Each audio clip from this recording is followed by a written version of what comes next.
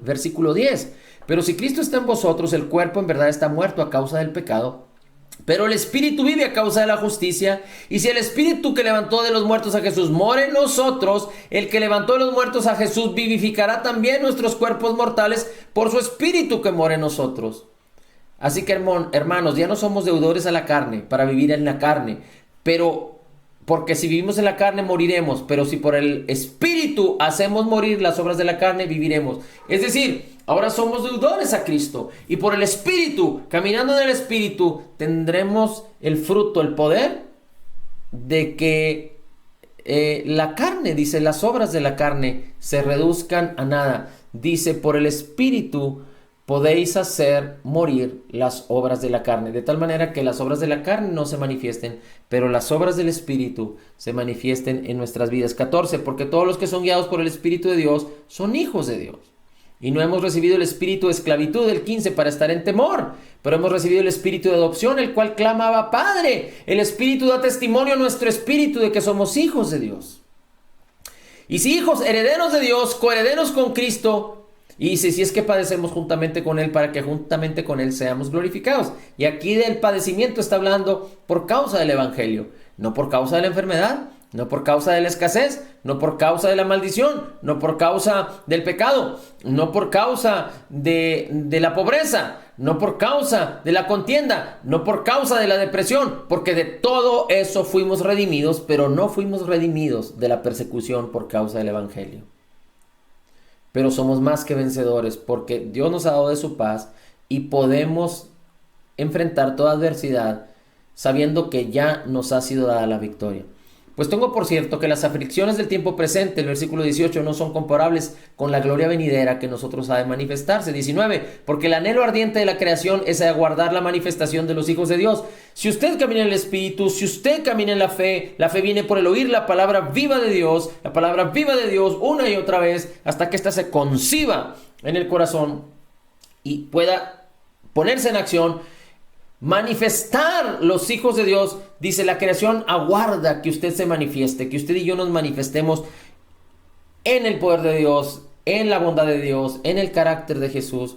20, porque la creación fue sujeta a vanidad no por su propia voluntad, sino por causa del que la sujetó en esperanza.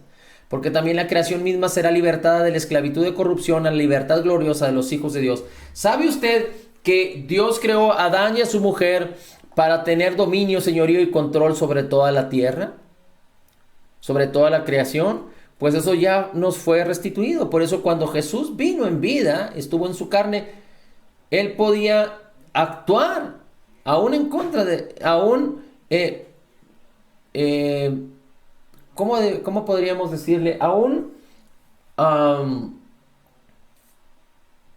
sobreponiéndose o teniendo autoridad aún sobre las leyes físicas, caminando sobre el agua, multiplicando los panes y los peces, calmando la tempestad.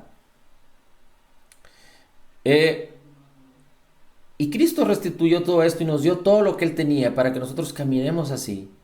Pero Cristo caminó en integridad, en el carácter, en el fruto del Espíritu y en los dones del Espíritu, y así nos llamó a nosotros a hacerlo. Dice 23, y no solo la creación, sino también nosotros mismos, que tenemos las primicias del Espíritu, que gemimos dentro de nosotros mismos esperando la adopción, la redención de nuestro cuerpo, cuando el Señor Jesucristo venga, o cuando nosotros vayamos a Cristo en su segunda venida, en el arrebato de la iglesia. Porque en esperanza fuimos salvos por la esperanza que se ve, porque la esperanza que se ve no es esperanza, por lo que alguno ve, a qué esperarlo, pero si esperamos lo que no vemos, con paciencia lo guardamos. De igual manera, el Espíritu nos ayuda en nuestra debilidad, en cualquier obstáculo o situación que estemos padeciendo, incomprensión, cualquier situación espiritual que no comprendamos, que no entendamos, que estemos atorados. El Espíritu nos ayuda en nuestra debilidad. Recuerde que esta palabra debilidad es la misma palabra que se usa cuando el Señor Jesucristo estaba sanando a todos los que tenían enfermedades. Y esta palabra debilidad tiene que ver con quizá alguna situación de nuestro espíritu, de nuestra alma, en donde no esté fluyendo esa bendición por causa de algo que no entendemos. Pero si nosotros entendemos que el Espíritu nos ayuda en nuestra debilidad, dice, porque no sabemos pedir como conviene, pero el Espíritu mismo intercede por nosotros con gemidos indecibles. Entonces el Espíritu nos va a revelar. Porque el Espíritu de Dios nos va a revelar la verdad, nos va a guiar en la verdad y nos va a enseñar las cosas que habrán de venir. Dice 27, porque Él escudriña los corazones, mas el que escudriña los corazones sabe cuál es la intención del Espíritu, esto es Dios, porque conforme a la voluntad de Dios intercede por los santos. Esto es el Espíritu el que intercede. El 28, y sabemos que los que aman a Dios, todas las cosas les ayudan a bien. Esto es, a los que conforme a su propósito son llamados, porque a los que antes conoció los predestinó para que fuesen hechos conforme a la imagen de su Hijo, para que Él sea el primero entre muchos hermanos. Es decir, Dios nos llamó con un propósito, el que la imagen de su Hijo se manifieste en nuestras vidas.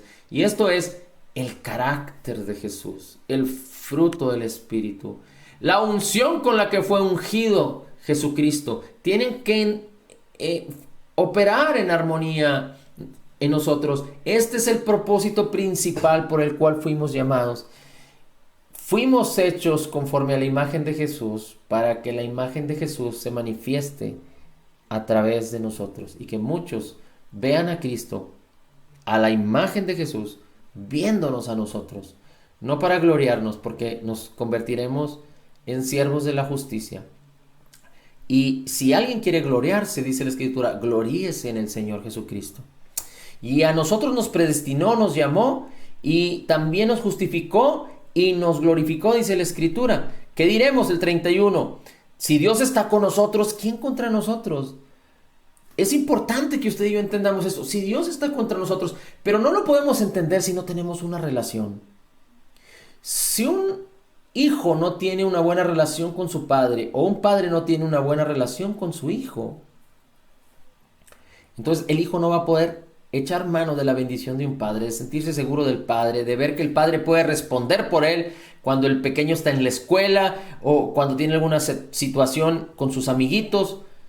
Pero cuando un hijo está convencido del amor de su padre y de que su padre es su respaldo, su seguridad, y tiene esa confianza y esa comunicación y esa comunión con el padre, entonces el pequeño puede estar seguro en cualquier ambiente.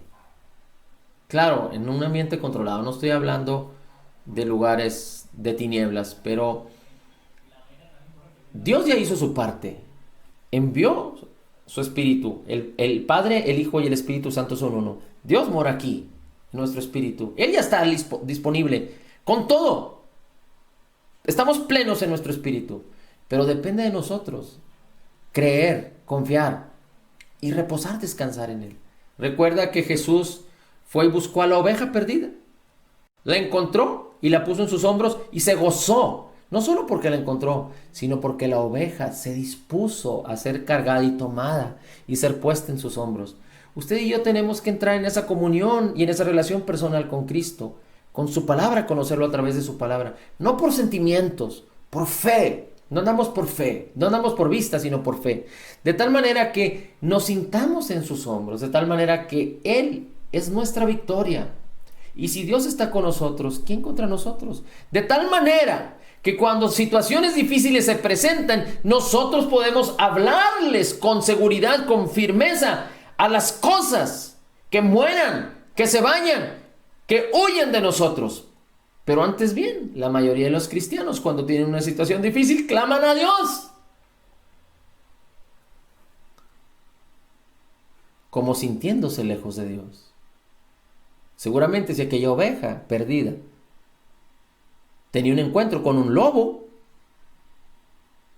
pues podía clamar al pastor.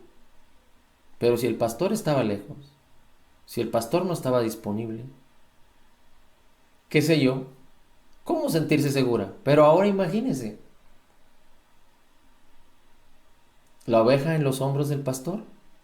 El mismo David tenía tal actitud y tal bendición de Dios.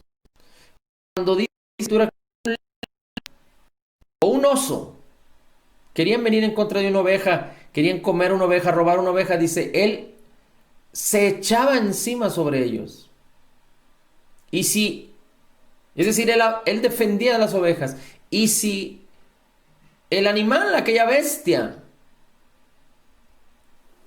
furiosa, hambrienta, deseosa de robar una oveja, se levantaba contra David, David lo mataba.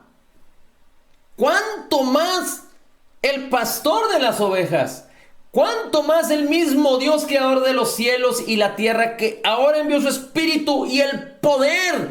No hay otro poder. Hay quien dice, y yo creo que así es, hay quien dice, no sé si usted puede imaginar el poder que se movió cuando Dios habló y causó la creación, cuando fueron creados los cielos y la tierra.